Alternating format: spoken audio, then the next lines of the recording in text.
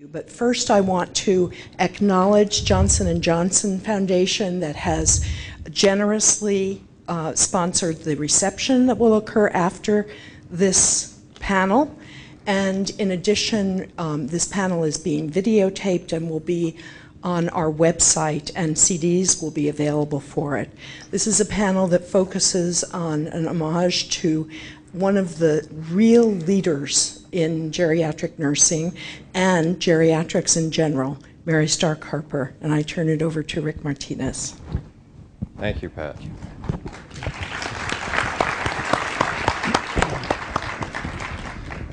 I have the distinguished honor of being here in Mary's honor, or in her memory, honoring her memory. Mary had an impact on many people's lives, and I'm not going to go into all the details, but just know that she's in this room tonight, or this evening. I feel that. So she's keeping an eye on me, waving her finger at me, saying, don't mess this up, get it right. But one of the motivations for me at Johnson & Johnson to at least encourage my company to be a supporter of this program was Mary Harper, because she was a force of nature. One of the things that you worry about as time passes is that more people will be leaving this earth who knew her, and what will happen to the legacy, so that as years pass, this lectureship that is named after her will, the name will be, what will it mean to the students that are coming through the pipeline now? So I feel a responsibility as someone who knew Mary to share my personal stories and personal history with the people who have an interest in the things that she cared about, nursing, healthcare, mental health, and so forth. And so this is an effort for us to share that. But there are people, as I said, thousands of people who were touched by Mary, and I share this podium with a distinct panel of guests who, I'll let them introduce themselves, but who have some very interesting insights about Mary and her influence on them. So let me start with Kitty. You can tell them who you are, and then we'll get started with the panel. Hi, everybody. I'm I'm Kitty Buckwalter, and I direct the Hartford Center at the University of Iowa College of Nursing. I'm Leonard Poon. I'm at the University of Georgia. Let's see, what else do I do? I direct the Institute of Gerontology there. Right. And I'm in public health and psychology. Welcome. Thank you. I'm Aura Strickland. I'm a professor of nursing at Emory University at the Nell Hodgson Woodruff School of Nursing. And I'm Rick Burkell, and I'm the director of the Rosalind Carter Institute at Georgia Southwestern. Great. Well, thank you again. So let's just get right into the panel discussion. And I think one thing that's helpful would be to figure out, or for you to know, who Mary Harper was through the eyes of one of our panelists. And Kitty has prepared a presentation I think you'll find very interesting. So, Kitty? Sure, I'm not hooked in. Be careful.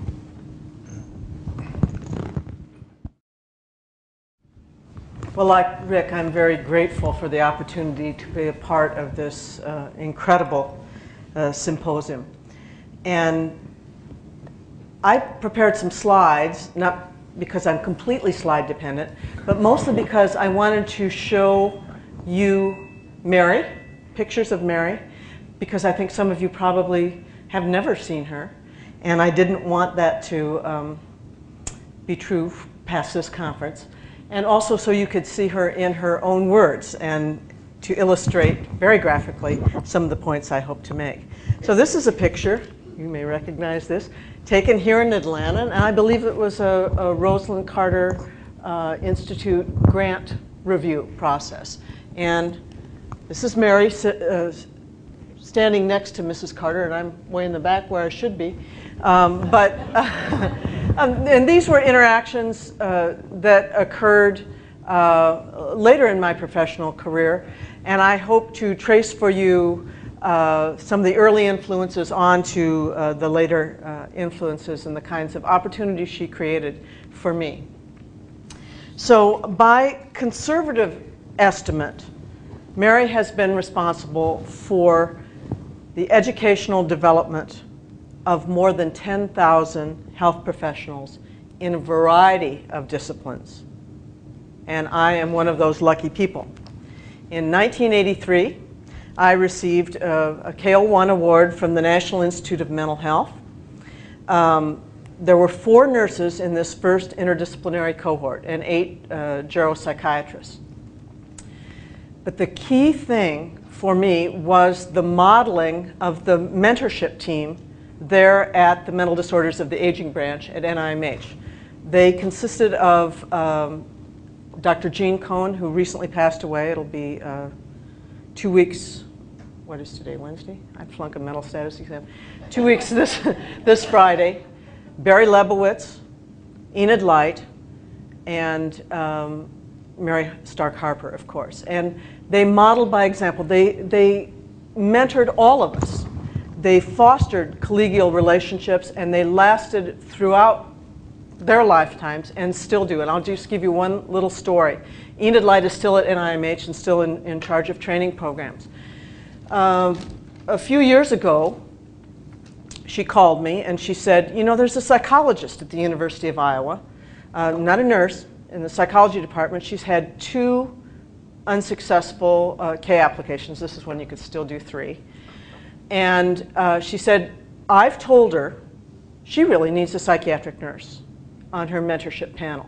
So I've given her your name and you can expect a call. So I got a call and agreed to come on the mentorship panel. And I'm happy to say that not only was this psychologist funded through these interdisciplinary connections that were forged more than 26 years ago, but she is now a faculty member at our College of Nursing, and I'm still in the happy position of being one of her K Award mentees, and she's doing a fabulous job. Barry, Jean, Mary, and Enid taught us about the importance of research, the value of publications, and of policy making. Now, Mary, if you ever met her, had a commanding presence. She dominated a room. Her very first command to me was, you must do something about mental health care in nursing homes. Quite a charge.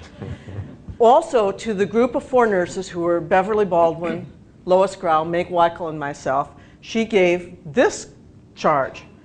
The future of geriatric mental health nursing is on your shoulders.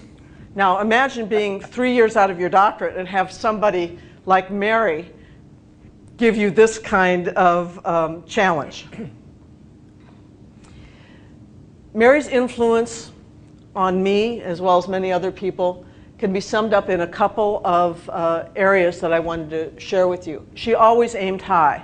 And where you see quotation marks, these are either her own words taken from some archives that I have or letters, or what other people have written about her.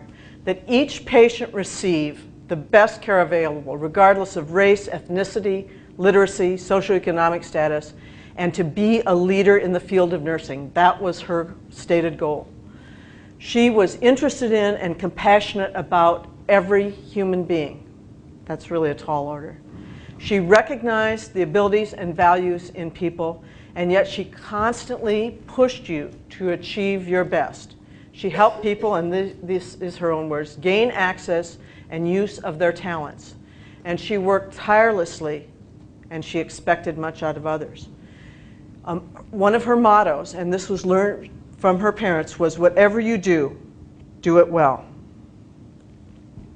Now this is a letter to me, and we corresponded up until right before her death. She did not use email, but she certainly called, and she corresponded in her large hand. And this is just to illustrate the point that she always was encouraging, and she was always appreciative. And this letter says, congratulations on your new appointment. I'm very proud of you. I want to thank you for your support in getting this article. We were writing something together. But you can imagine how encouraging that was as a budding academic to get this kind of letter from somebody like Mary, always being encouraging, being thankful, being appreciative. And then the line that I love in here and will forever cherish is, I cherish our friendship.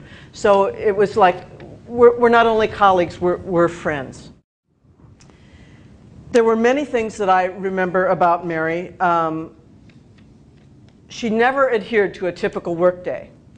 She would call, often late at night or early in the morning, and frequently on the weekends, full of ideas.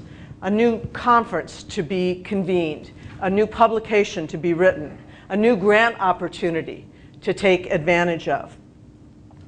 And yet, she never asked you to do anything that she wouldn't be willing to do herself.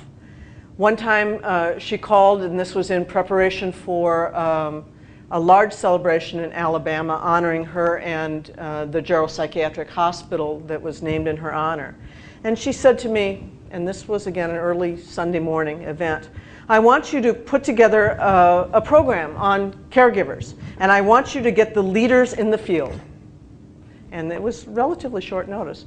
But I asked, and every single one of them agreed to do it in honor of Mary. That was the kind of power and influence she had over people. She always delivered. Up until her death, she always delivered. We were working on a book chapter for a volume I was co-editing. She was really too ill to be continuing on this. I said to her, Mary, and she would call me and she would talk, barely able to get her breath and had to pause frequently on the phone. I said, I'll find somebody else to write this chapter. You don't have to do it. No, she said, it's very important for me to be able to do this. Now, after her death, again, I had wonderful support to finish the chapter from my colleagues at Duke, Kathy Gillis, who may be in the room, and Linda Davis, who actually finished the chapter for her, but her name is on that chapter, and that's just the way she wanted it. She also was very influential. If she would find out, for example, that I was at the University of Alabama, Birmingham, and Linda Davis at that time, Lou Bergio and I were co-mentoring her on a K Award. If she found out I was there, she would call, and this is an exact quote. She was living in Tuscaloosa at the time. I expect you'll be here for dinner tonight.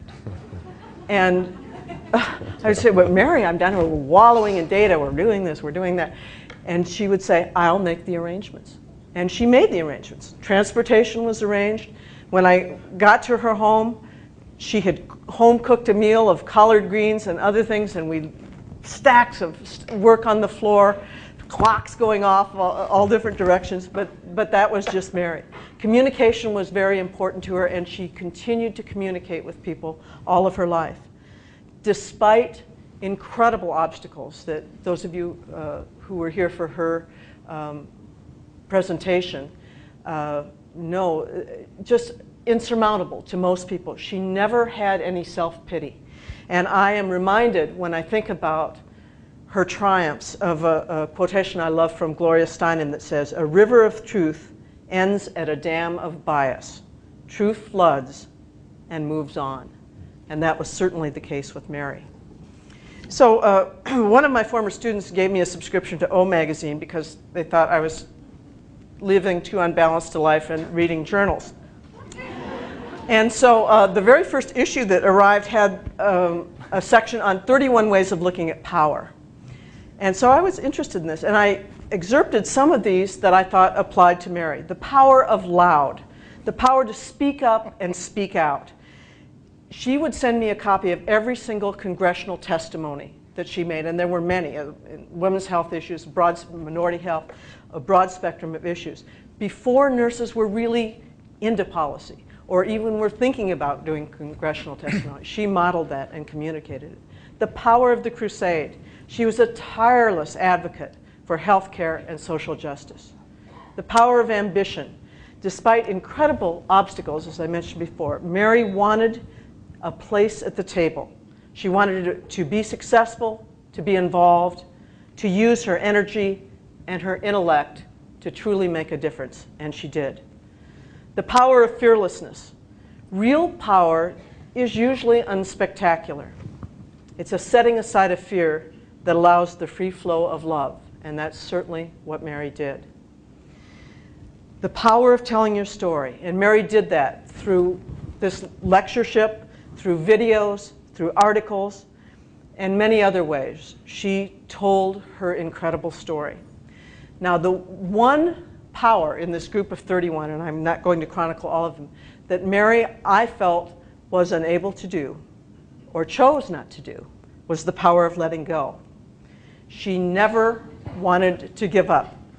Now, she was always an editor. I never sent her a single document, and we exchanged many that she didn't edit. And this one is modest.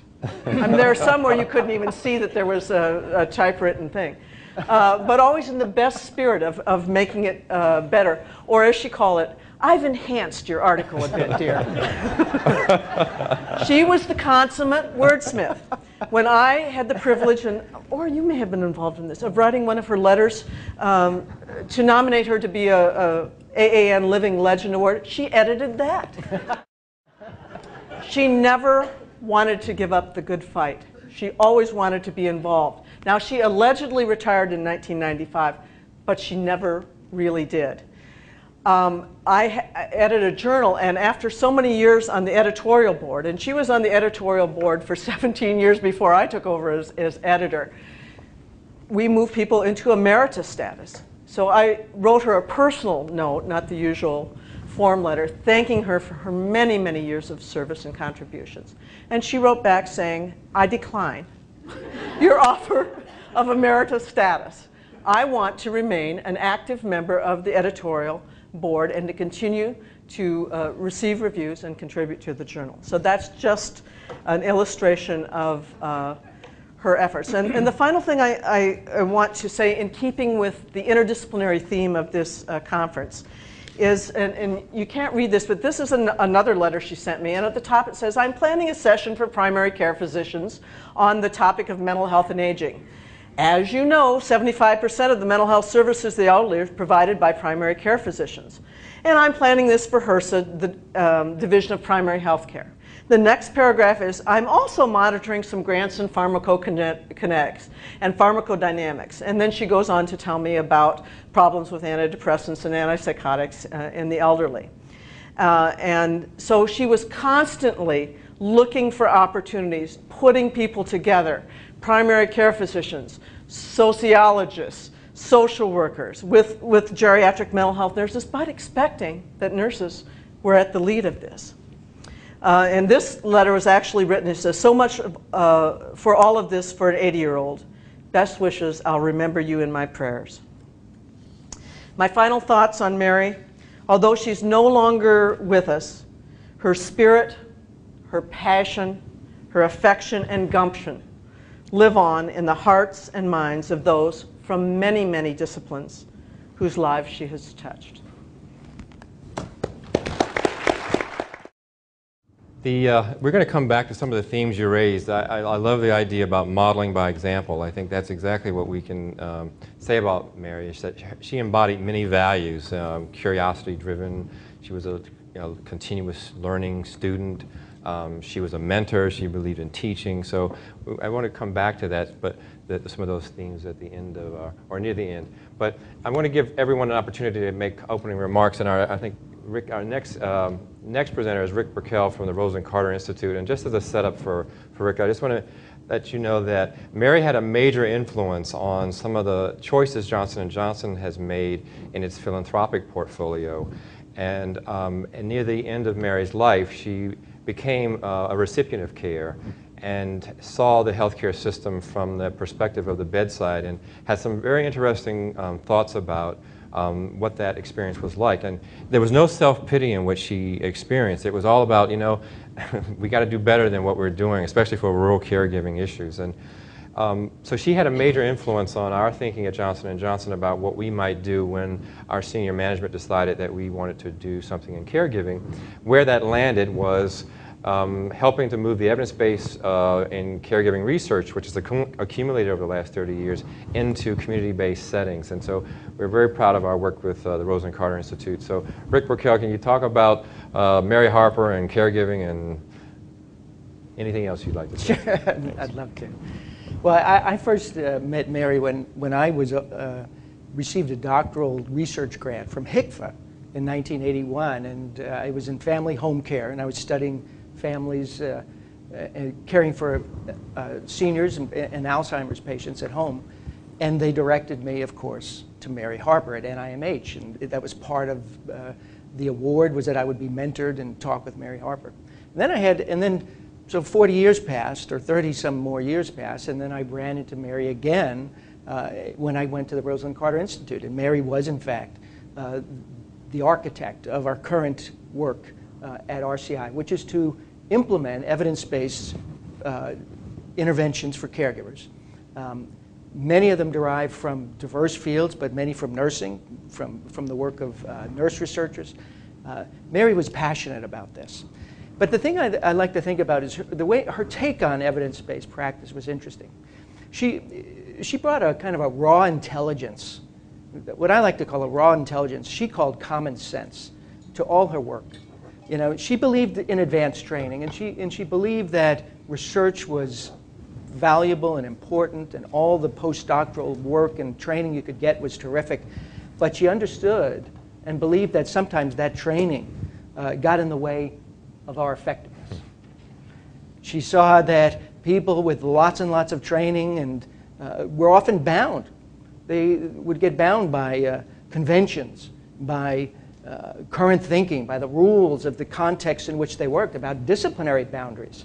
She was continually railing against these limits. So she saw that advanced training and our experience in administration and policy and research sometimes actually bound us more than it freed us. The anecdote in her mind was common sense. So you had to bring both to the task. And you know, common sense in her mind was not something that could be taught, at least not in school, but it was acquired in the course of living, in the course of observing people and being with people. It was common, I always thought, in the sense that it bound people together. Mary really understood that this common sense was something we shared. It was about being genuine in her mind. And she wrote in her last, or she said in her last article, and I want to just comment on this. This is her common sense speech. She said, in 1949, here's the exact quote. She says, in 1949, my dean at the University of Minnesota, which was Dr. Catherine Densford, accurately told me, if you think you had a hard time getting this education, wait until you try to use it. And I just thought that was always the greatest line. It really goes to the heart of evidence-based implementation. We have great interventions. We know what to do. But if you thought it was hard to develop them and test them and evaluate them in the field and do clinical trials, wait till you try to implement them in the field and put them in the aging network and get payers to absorb them and adopt them. That's the real hard part. So Mary said, you know, basically we've had to focus as much of our work not only just on the research side, but that the real heroes in implementation of evidence-based programs would be the workers, the nurses, the social workers, the psychologists who were clinicians, who, if you could convince them that the programs were effective and worked, they would adopt them wholesale and they would embrace them. And so we've brought that really, Rick, I think, to bear on our work at RCI. We work very closely with the research community, but we try very hard to embrace and acknowledge the expertise and the value, the tremendous value added of practitioners who are skilled at implementing and adapting their organizations. They're skilled at finding ways to get the job done in spite of the fact that the policies, the procedures, the funding streams, the training, none of it's there to support the programs. So there has to be continual adaptation. And so I think, you know, Mary's legacy, if you will, at RCI in terms of implementing evidence-based programs for family caregivers comes in our focus on implementation and the balance that we bring to that. Mm-hmm. Great. Thank you.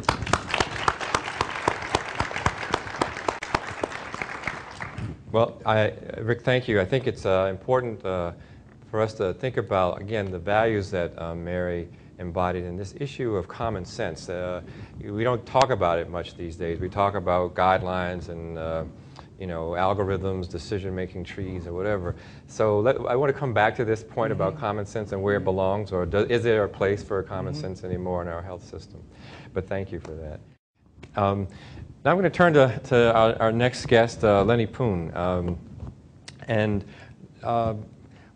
Mary was a witness to history. She lived over 8 decades, so she saw quite a bit in her lifetime. And she lived through the indignities of Jim Crow and segregated America, particularly in the South.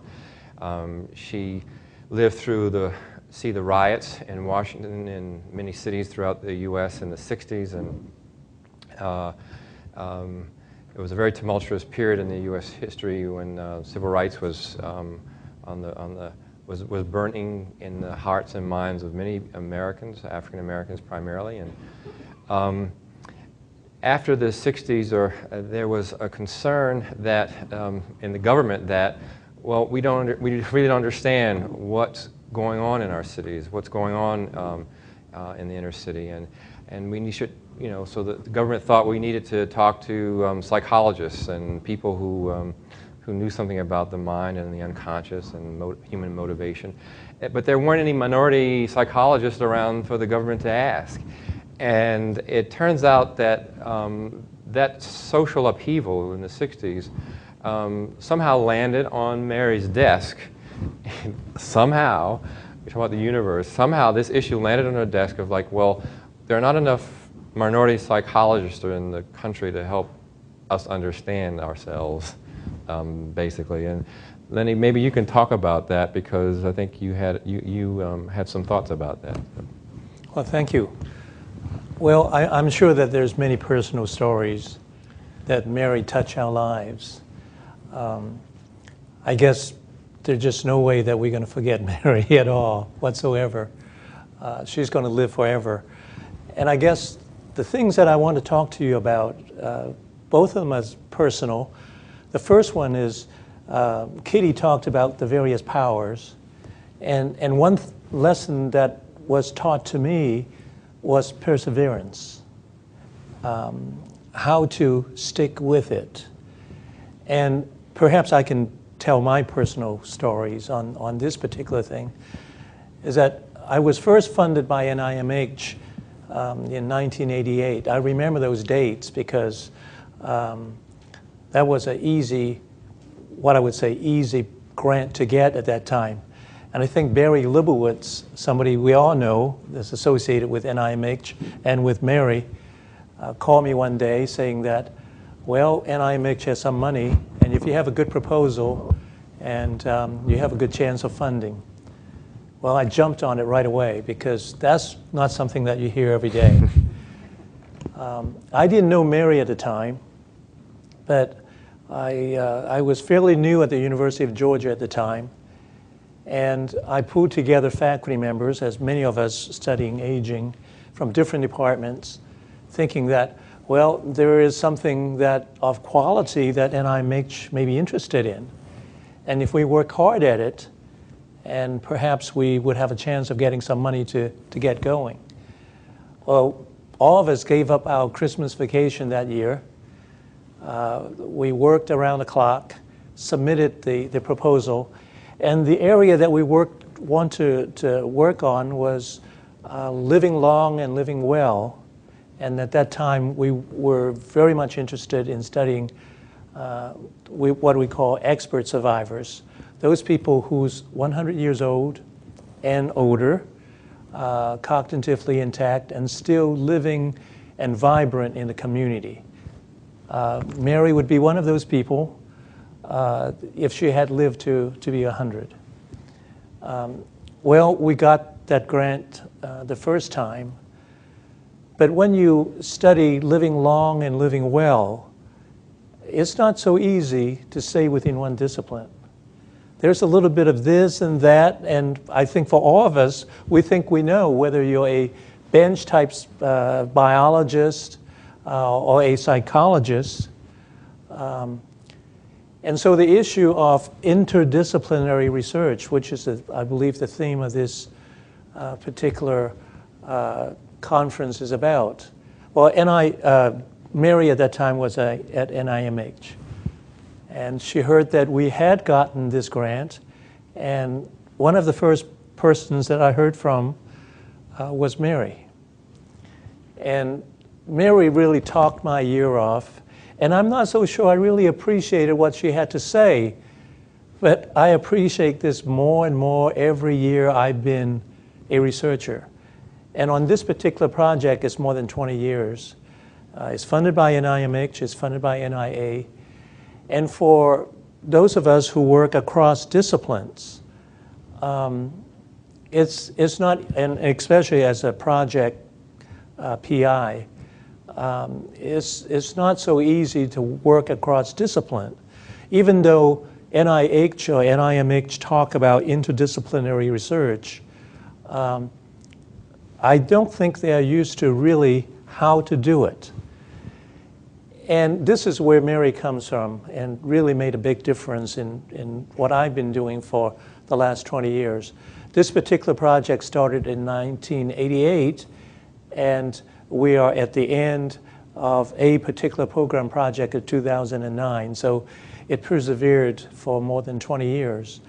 What Mary did for me was being a sounding board, essentially listen to my gripes in terms of working across disciplines. And the types of things that we worked on is perhaps far from caregiving to some extent, closer to bench research. The types of work we do is we look at longevity genes in terms of how genetics contribute to well-being and longevity. We look at Alzheimer's disease, the relationship between neuropathology and neuropsychology. We look at what we call functional capacity, is that how do people live in a very vibrant way in the phase of frailty? And how do you define frailty? And what sort of disciplines are appropriate in describing these phenomena? We also talk about the human psyche, as Rick talked about. What about your experiences over a lifetime? And how do these experiences impact what you're doing now and what you're thinking? How do you cope? How do you go about doing things in the face of adversities? Well, talking to Mary periodically and hearing her point of view in terms of how to work with people. When it comes to issues and problems that to me it was very difficult to resolve, she tended to come up with some solution, calling on friends of Mary so that we can talk things through, or maybe acting as an intermediary so that some solutions can come through. Now, it really takes a lot of wisdom, a lot of experience, a lot of trust on human nature to think that one can do this. And from this standpoint, I'm very, very grateful. Her wisdom really helped me grow as a researcher. The other thing that I wanted to say was, this is also very personal, is that about 6 months before Mary died, I thought it was a good idea to do a video documentary. At that time, I had an idea thinking that the passage of time, or the impact of time, or the perception of time is very important in our development. And I'm personally very much interested in what does one person think of time when the time is getting very short. And so my idea was to interview senior gerontologist, geriatrician, who I exposed to those ideas, exposed to people who's with very minimal time. And I was very much interested in what people think. I'm interested in what a person who studied aging, and certainly Mary was one such person. So I had a project called It's About Time. And it's a collaboration between myself and a retired video documentary person who's been a NBC person, producer in the Today Show for a long, long time. He retired and he was teaching at University of Georgia, and this is how we met. We thought Mary was really a challenge to really document what Mary was about. It wasn't an easy thing, but I approached Mary about the project, and immediately she became a director. And I'm glad she was, because she knew what Mary was about. And if you talk to Mary, she does. And what she did, and she knew she had limited time. She knew at that time she had cancer, and she knew her time was really very short. And she essentially called together her colleagues, people that she mentored, and other senior colleagues. And she made a schedule for us. These are the people you want to talk with. And we went and did this documentary, and Aura was one of the persons that Mary really wanted to interview. And we had some very nice and very moving interviews about how different people think about Mary.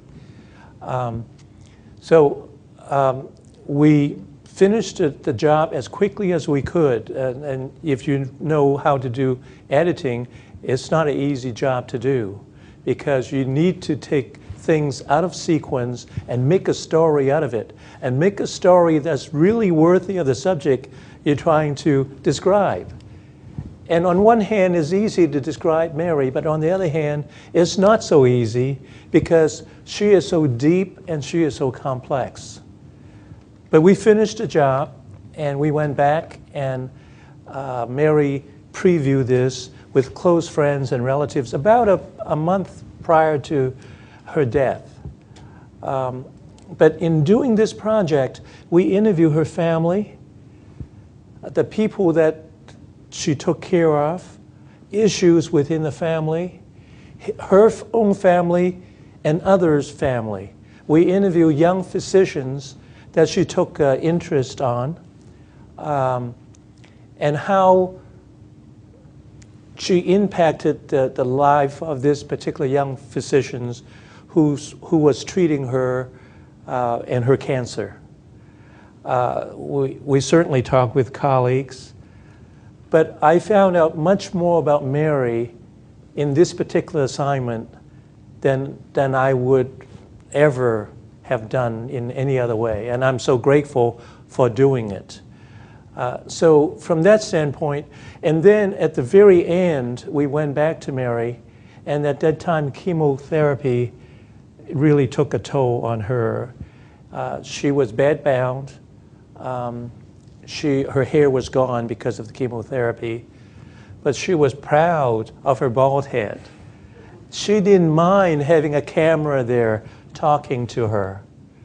At one time, when we finally finished and we said goodbye to her, she was sitting in her dressing room and just with sparkle in her eyes. Very, very optimistic. And dying was really furthest from her mind. And she knows that she only had days. And that was about 30 days before she died. She's quite an example for all of us. And she has so much to teach us. Thank you. Now, this is a conference on leadership. And there's a reason why we're talking about leadership and Mary Harper. Kitty mentioned earlier something about modeling by example. And I'm going to ask the panel to think about this question. And what do you think Mary would say or have to say to a group of distinguished guests like we have assembled here, leaders, thought leaders in the fields of nursing and others? What do you think she would want to say to them if she were here? So I'll start with you, Aura. Well, I'm going to tell you what she said to me. That was, at the time she said it, was rather surprising. I had young children, and I was getting all these wonderful job offers, administrative position, great positions. I remember I once got a job offer to be a vice president of in a major corporation, making $500,000 a year, but I would have had to travel. And Mary said to me, Aura, any leader has to take care of home first. I was surprised. She says, you've got these 2 young boys, and your responsibility is to be a mother first. Your responsibility is to raise 2 healthy, contributing members of society, and when you finish doing that, you can go off and do those kind of big title jobs. So once again, here comes Mary's common sense. She believed that families were important. Most of all, you've got to take care of your family first, and that as professionals and healthcare providers, we had to be concerned about other people's families as we provided care.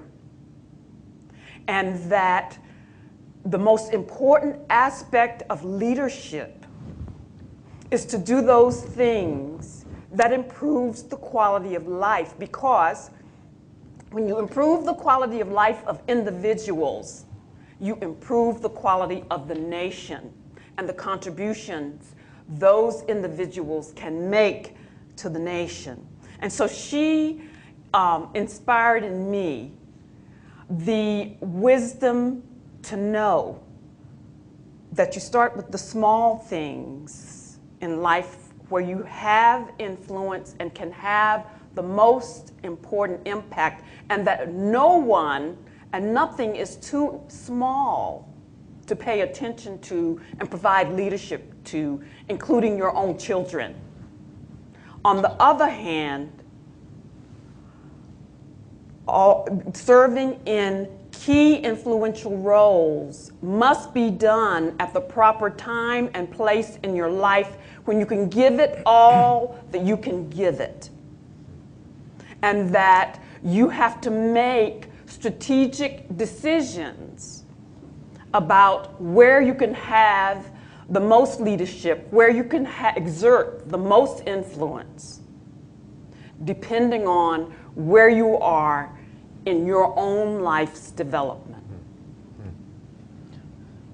That's powerful, the work-family balance. That's great advice and a great story. Thank you, Laura.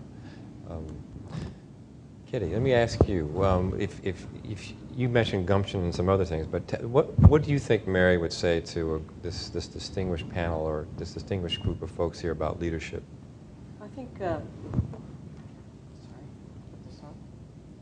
Mary got the concept of leadership long before it was fashionable or we studied it or talked about how important it was. There are a couple elements that really I'd like to highlight. One is that you should always have the data to back up your assertions. Mary, I mean, quoted statistics in everything she did. And that's part of the reason people listened to her and gave credence to her ideas, is because she backed them up with the facts. And so that was an early lesson for me. And then I would like to just build on something you said, Len, about perseverance. Because real leaders don't give up easily, and they have a lasting impact.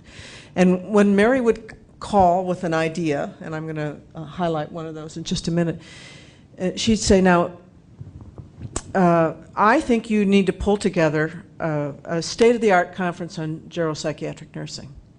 I'll get the funding. I'll talk to the, because I was not in a position to go approach people. And if she was rebuffed at one place, she tried another until it was absolutely successful. We held the conference, and then she would grease the skids for those of us who were coming up behind her. And she said, now we absolutely have to disseminate the products from this conference, and so I'll help find a journal that'll take the whole kit and caboodle. And by golly, she did. And Angela, I think you and Sandy Bergner have a paper in that, don't you? We do. Yeah. And it was really this conference, which was in, what, 93, 94? And I think it was 93. We published it in 94.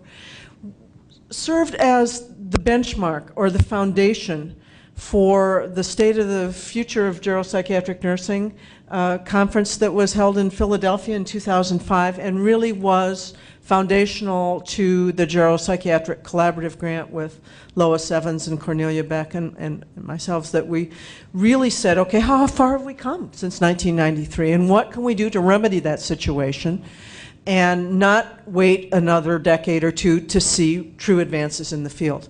And so her influence was marked and persistent. And I have used her work as a benchmark in other ways. I always called it the Yellow Book, but it was the title, Mental Illness in Nursing Homes. Do you know what I'm talking about? Absolutely a seminal work. She wrote it with Barry Lebowitz. So today, when people want to talk about long-term care reform and how far we've come and all this sort of thing, I'll pull out that dog-eared, absolutely dog-eared, faded copy of her book and read a few passages and say, just how far have we really come in this area? And it was an absolutely seminal book, and it's still a benchmark, and I still use it today. So to me, those are marks of real leadership. Not accepting no, finding alternative, creative, innovative ways to fund something, to get something done, to get something published, and to have data to back up whatever you're saying. So people really listen to you, believe you, and want to act on what you say. So we hear perseverance, data, importance of research, the importance of work-life balance. So those are some values I agree with, because having had many conversations with Mary, I know she's given me lectures on all of those subjects as well. So Rick, I'm going to turn to you now. You know, we use this term social networks today. It's a new term for a very old concept, which is that there will be people in our lives who will introduce us to someone else, and that someone else may become a good friend, or may become our spouse, or may become a mentor. They're people who are connectors, and Mary was a connector. Maybe can you say something about that, or what you saw about that illustrates leadership? I think, you know, that there was a fearlessness. I think Kitty kind of introduced that in her initial comments, that she was absolutely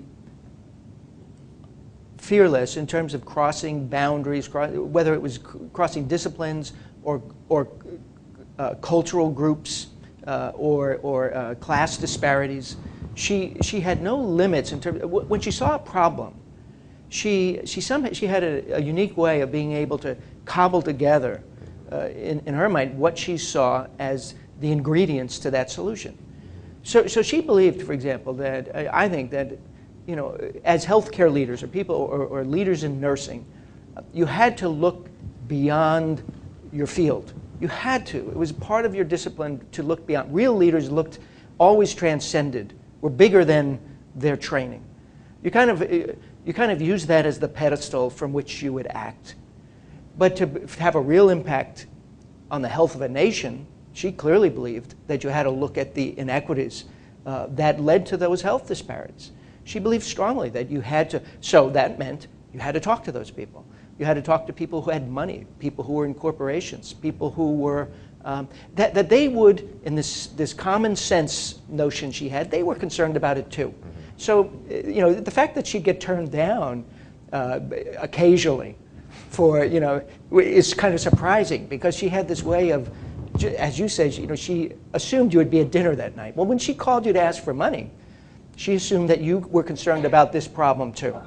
That was evident to anyone who had common sense and could see that we had generational problems. She was terribly concerned about the problems of children and families coming up in our communities today.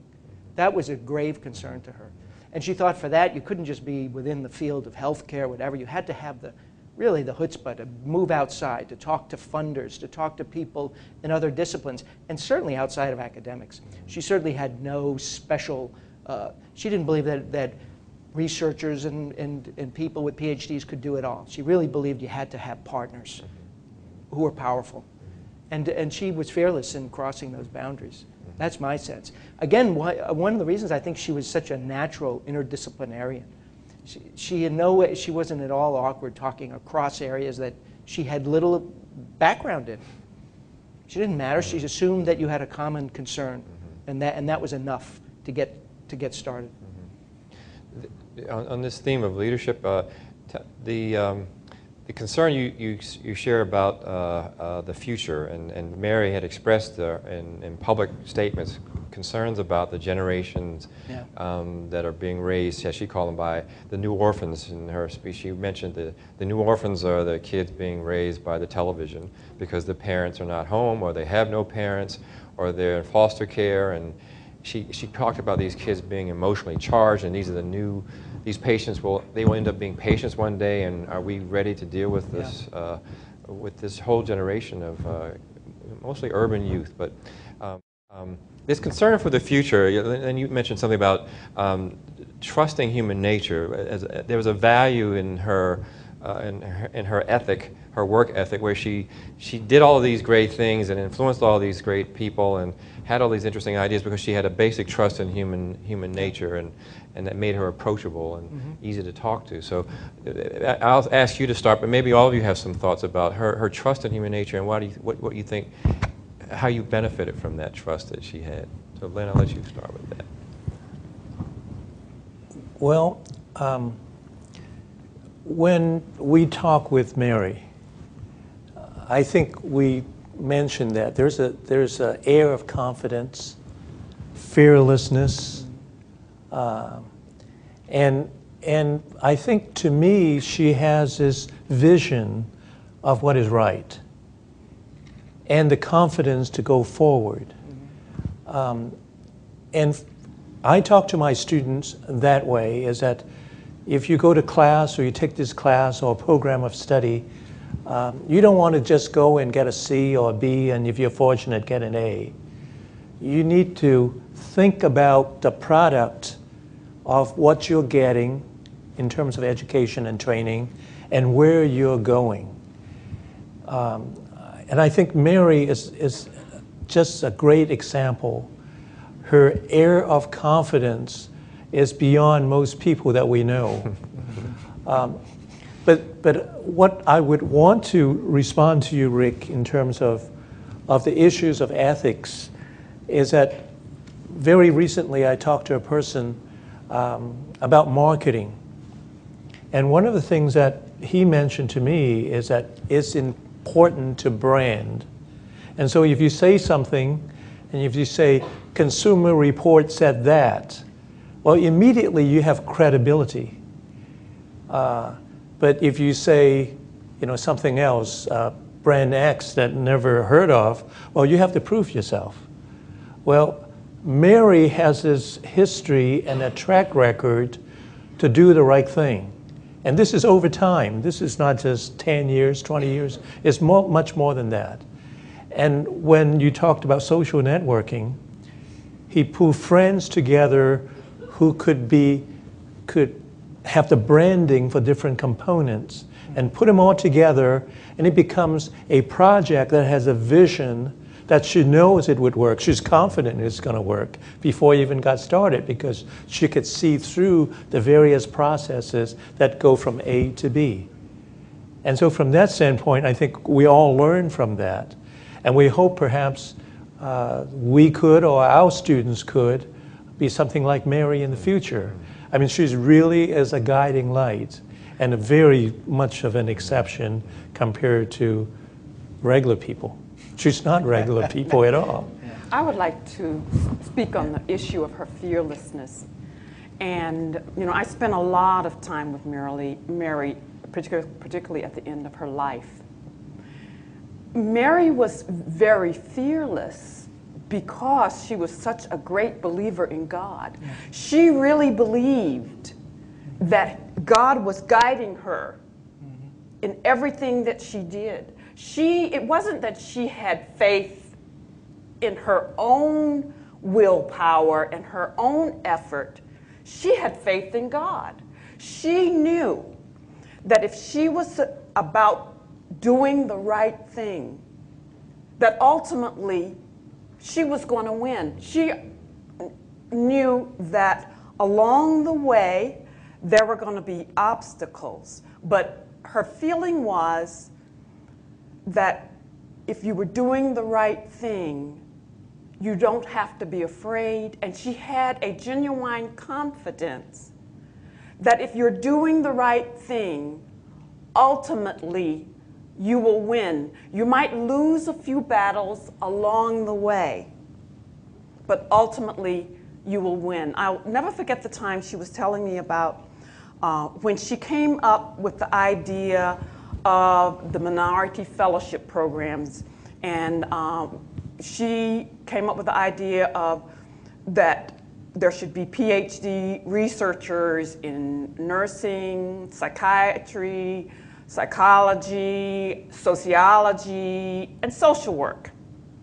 And she was working at NIMH at the time, and she thought she had pulled together a coalition of people who would help her go to the director and convince the director to set this money aside because it was so important.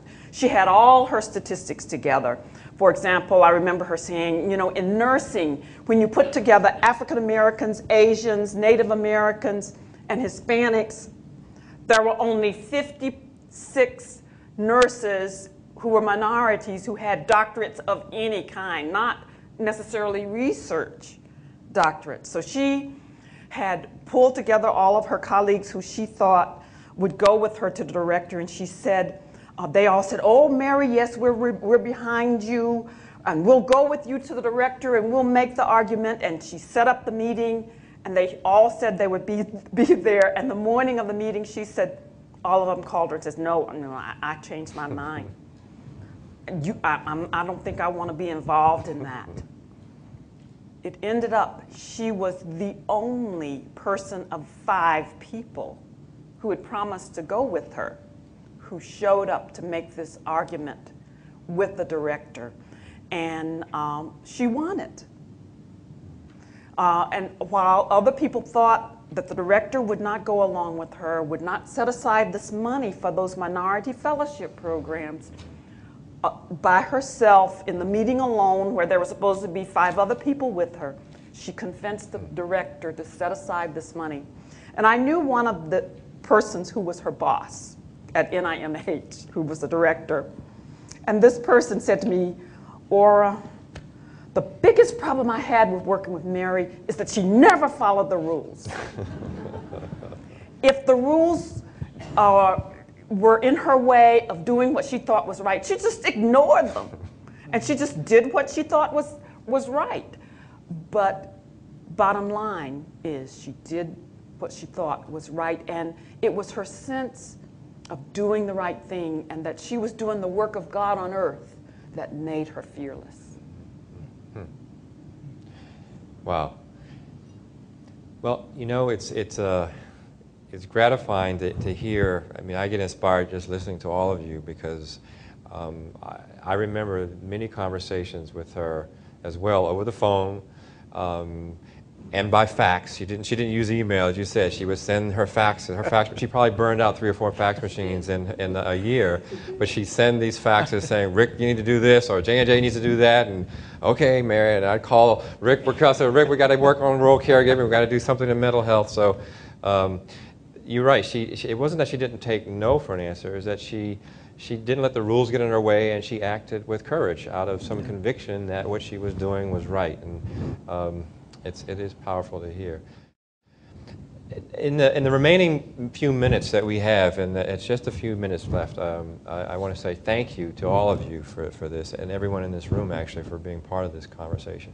But I'm just going to ask you to just sort of spontaneously close with a few comments of your own from your heart about, you know, this conference should also be forward-looking in terms of the future. And again, I've asked you to think about what you would say to leaders, but what would Mary say to the students, to the young people, to the next generation who are going to save all of our behinds, actually, hopefully.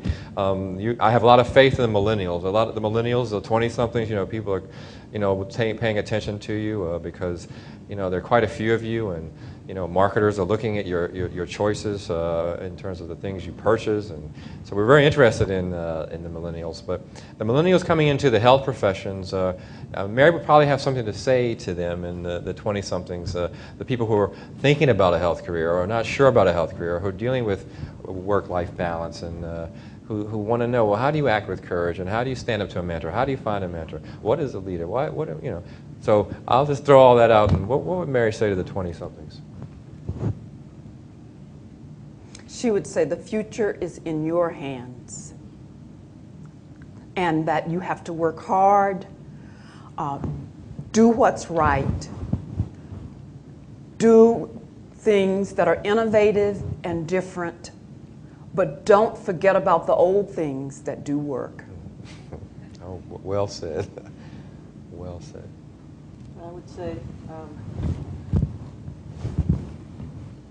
that if she were addressing this crowd today, she'd say the best possible thing you can do in my memory and to honor me is to go forth, work hard, have that same integrity. Don't be afraid to ask for things. Don't be afraid to work hard, and continue to accomplish what you started. There's one other thing she wouldn't say, but I would say to you, and that is when you have fabulous mentors, as I've been blessed to have, Miriam chief among them, save their communications from you. Create a little archive. You never know when that will be useful, if for personal reflection or for the opportunity to create something in their honor, be it an article about them in memoriam or some other activity. So she was a great one. She saved a lot of stuff, and she was a great one for history. So she would say, keep my can-do attitude and my integrity and my faith uppermost in your mind, and continue to follow my example. Well, I would think Mary would advise people to get to know the big picture of what is going on. Healthcare reform is certainly one. Many of us are too lazy to really get to know the big picture. I think if one has the motivation to learn and know about the big picture and have the courage to acquire the substance and expertise, then you will have the courage to go forward. I think without substance, it's difficult to BS your way through. But with substance and the big picture, you would have the courage and the tools to go forward and make a difference. I think she would say, for sure, she would say, study what you love, make a choice, stick with it, and learn everything you can about a field, but don't be bound by it. Always think outside of that box. Have a pride in your profession, in your field, but never limit yourself to being one thing. Be a person. Be genuine. Always understand that you can make connections with people, all people, if you're genuine. If you stay connected to your heart, if you stay connected to what you value, there are levels of work you can do, and you can continually move up those levels if you're genuine and if you work hard. Well, I'm going to take the moderator's prerogative and say the last word. I'm going to actually borrow the word gumption. I love that word. I don't know if you know what that means. It's a good Iowa word. It's a good Iowa word. Iowa claims the word gumption. I heard it in North Carolina and in high school, but I love the word. And I don't know if it translates. I don't know if people know what it means, but I think it means different things to different people. But Mary had gumption, and what that means, she got it. And she could make it clear to you without a whole lot of words and jargon. One of the concerns I have in healthcare, the big picture, is, we've become so super specialized in medicine and nursing, and what that means is that we've increased the jargon. And it's just, you know, I can't even hardly read the New England Journal anymore. I don't understand it. It's like a bunch of letters and numbers to me now. And it's, I said, well, you know, where's the narrative? Where's the story? She was concerned about the jargon and the problems communicating, but this idea that you can trust your instinct, that you can trust your common sense, that you can have gumption and even talk about something you may not fully understand, but as you said, if you're working on a common good, then you have something in common, and that's something to work on together, even if you may not be from the same disciplines or have the same letters accumulated behind your names. What Mary taught me was that to have the courage to peel away your educations and find your own voice. So with that said, I want to thank you for this opportunity to recognize her in this leadership conference. It's an honor for me to be part of this. I want to thank our panel.